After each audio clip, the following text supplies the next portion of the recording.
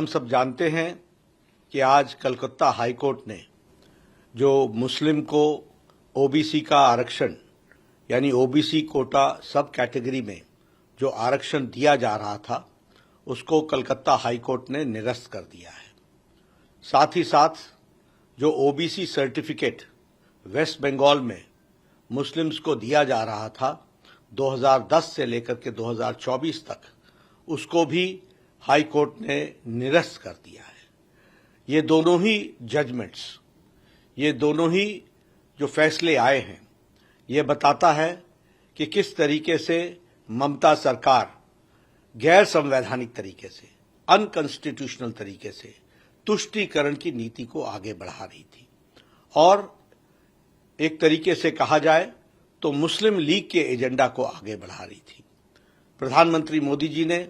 इस चुनाव में बड़े स्पष्ट शब्दों में इस विषय को उठाया कि किस तरीके से ये इंडी गठबंधन, ये घमंडिया गठबंधन, ये ममता, ये राहुल गांधी, ये बाकी सारे टोला जो है, ये किस तरीके से घमंडिया गठबंधन के तहत एक तुष्टीकरण की नीति और तुष्टीकरण के साथ साथ ये सब लोग संविधान की धज्जियां उड़ा रहे हैं। संविधान में साफ लिखा है कि धर्म के आधार पर आरक्षण नहीं होगा,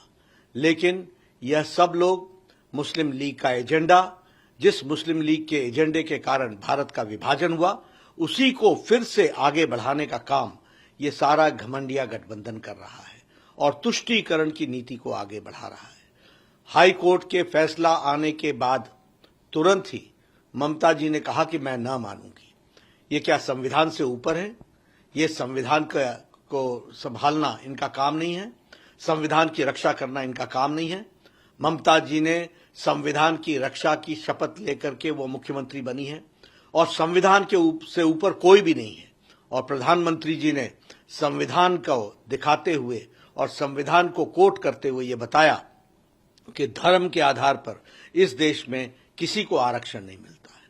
राहुल गांधी ये संविधान की पुस्तिका लेकर के फिरते रहते हैं, लेकिन ऐसे मुद्दों पर जब हाई कोर्ट के तरफ से फैसला आ जाता है और मुस्लिम तुष्टीकरण